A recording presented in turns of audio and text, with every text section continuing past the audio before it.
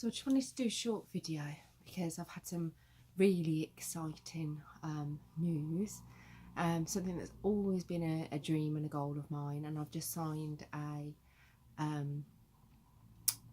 publishing contract with Beercott Books to publish my children's picture book Felix the Fox and His Awesome Odd Socks, which is to promote diversity, self-acceptance and positive mental health in young children. And I'm super happy about this, especially because lately I've been feeling really anxious because of just a lot of personal stuff, financial stuff,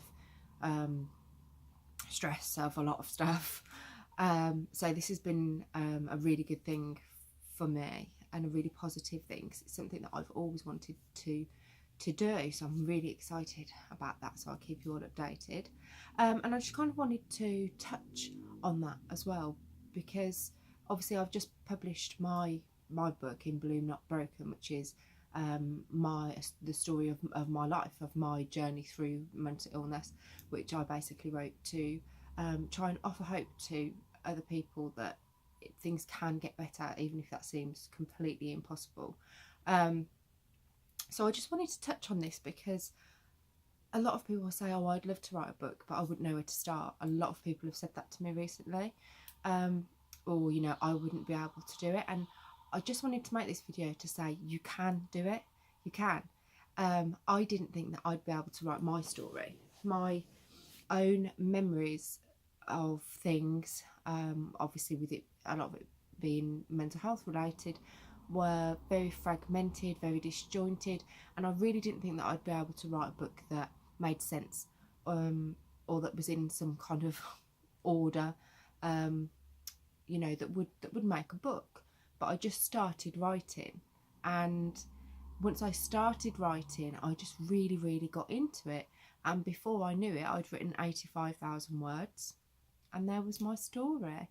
And I just took it small step by small step to publish. And obviously there's a lot of routes you can go. You can try and get a publisher, you can self-publish.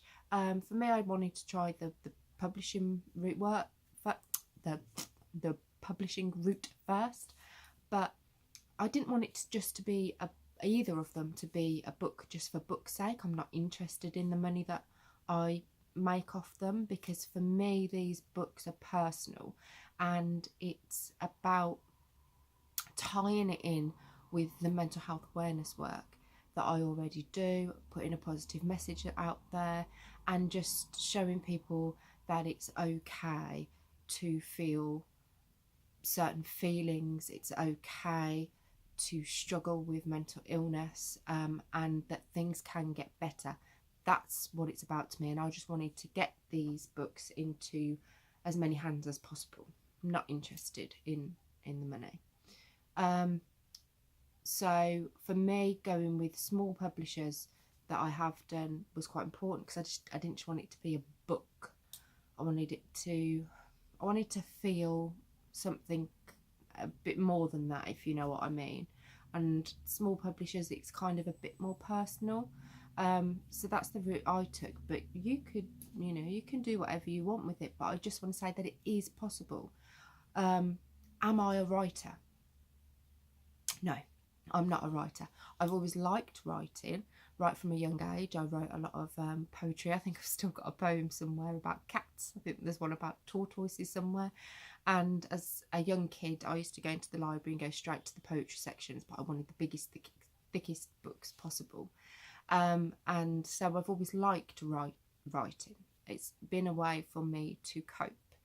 And there's a lot of poems in my In Bloom Not Broken book from the times of struggling with anorexia, with depression. It was a way of me being able to express my feelings in a way that maybe I wouldn't have been able to do through words. It allowed me to process. So I've always liked to write, but I'm not a writer per se. Some might argue that and say, well, you are now, because you know you publish into books. But in my mind, it's like, I think we have this misconception that, you know, the only people that write books are people that have written for, you know, X, Y and Z, or have been published here, there and everywhere, and little old me wouldn't be able to do that. But I think a lot of people with mental health issues actually do at some point want to share their story and write a book. And I've heard it a lot since publishing mine, that people have said, I've always wanted to do that. And I just want to say, you can do that. Even if you think you can't do that, like I did, you can. Because if you have the passion for it, if you have the drive to do it, if you have the resilience to take the knockbacks, then there's no reason why you can't do it. I am no different. I am nothing special compared to everybody else out there with a story or with a dream or with an ambition, whether it's book writing or whether it's something else. You know, there is nothing in this world to say that you can't apart from yourself. And that's a tough thing to manage sometimes, I know. I really know. But I just want to say, if it's something that you do want to do, just do it. Just start. Because there is nothing saying that you can't. You know, there is nothing more special about me than about you. There is nothing different about me than about you. And if you want to do something, go for it. You can do anything that you want to do, or at least try. Because as they say, there's a quote that I really like, and that's something like the only thing in the end that we regret is the things that we didn't try. And I really, really believe that. So if you have a dream, if you have a goal, if you want to write a book, just go for it, and you can do it. If I can write a book, you can write a book. If somebody else can do whatever it is that you are sitting there thinking, I wish I could do that, there's no reason that you can't start to try and do that. So just follow your dreams, follow your passions, and just give it the best that you've got, and you can do it, and you can do whatever you want to do.